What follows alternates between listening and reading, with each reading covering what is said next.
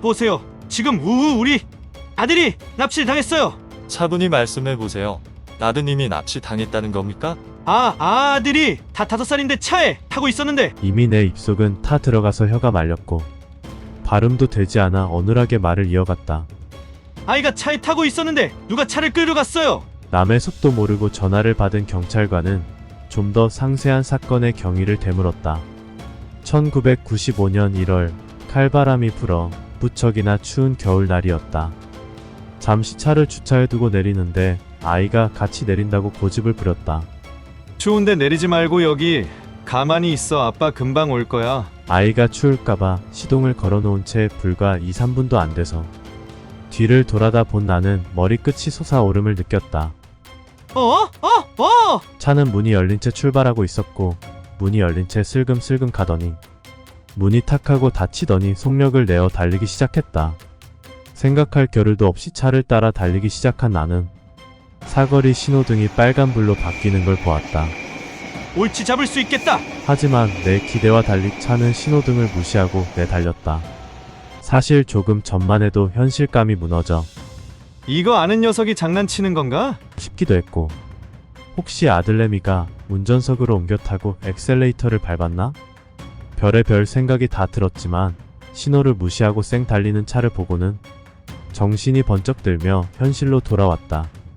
근처 가게에서 급하게 전화를 빌려 경찰서로 전화를 했고 전화를 할 때 나는 이미 제정신도 아니고 입이 말라붙어 말도 제대로 할 수 없었다.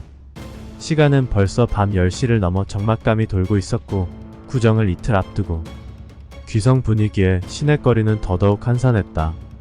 핸드폰도 없던 시절 차도 도난을 당했고 정말 막막했다. 그때 도움을 청할 만한 곳이 떠올랐다.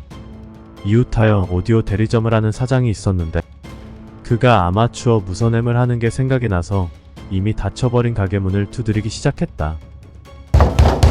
숙소에서 잠을 자다가 눈 비비고 나온 사장 동생과 함께 봉고차를 빌려 타고 아들을 태우고 차가 사라진 방향인 경기도 화성 방향으로 무작정 차를 몰았다. 무전기에서는 벌써 바쁘게 움직이는 무전 내용이 들리기 시작했다.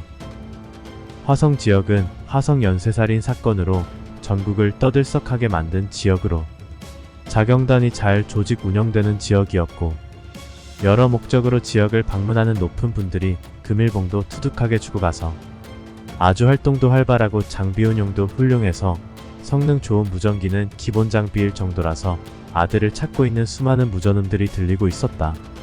차 안에 죽음처럼 무겁게 흐르는 정막을 간간히 무전기에서 들리는 무전음만이 깨트리고 있었다. 시간이 점점 흘러 30분이 넘어 1시간 정도 지났는데도 무전기에서는 무의미한 대화들만 오가고 있었다. 내가 지옥 같은 시간을 보내고 있는 이 순간에도 이제 만 5살도 안 된 내 아들은 나보다 얼마나 더 공포스러운 시간을 맞이하고 있을까? 살아는 있을까? 유괴라면 돈 요구 전화를 할 텐데 집에 가서 전화를 기다리고 있어야 하나? 정말 별의별 많은 생각들과 차 안에 있으라고 야단을 친 것에 대한 후회가 밀려왔다. 시간이 얼마나 흘렀는지 감각마저 가물거릴 때 무전기에서 귀가 번쩍 뜨이는 소리가 들렸다. 아이 발견했어요. 순간 나는 가슴이 철컹하고 내려앉았다. 발견이라니? 죽었나? 살아는 있는 거야? 나는 무전기를 들고 있는 동생 사장에게 말을 꺼내려 했으나 이번저리가 달라붙어 입이 벌어지지 않아 한참 침을 삼킨 후에 말했다. 타 있는지 물어봐 주세요. 무전기에서 들려온 대답은 뜻밖이었다. 우리도 확인 안 돼요. 근처 파출소로 이동 중이니 거기 가서 확인하세요. 라면서 근처 파출소를 알려주는 거였다. 나는 하늘이 무너짐을 느꼈다. 아, 우리 아들 죽었구나. 나는 흘러나오는 눈물을 참을 수가 없었다. 찔끔거리고 울던 나는 점점 흐느끼고 있었다. 그때 또다시 무전기에서 흘러나오는 무전음. 아이는 경찰서로 옮겼습니다. 부질없음을 알면서도 나는 또 동생 사장에게 채근했다. 존나 살았나 물어봐 주세요. 하지만 역시 돌아온 답은 확인이 안 되니 직접 가서 확인하라는 말뿐이었다. 드디어 도착한 경찰서. 구정 연휴에 경계 비상령이 내린 상태서 관내 대형 사건이 터져 경찰서는 무척이나 어수선하고 분주했다.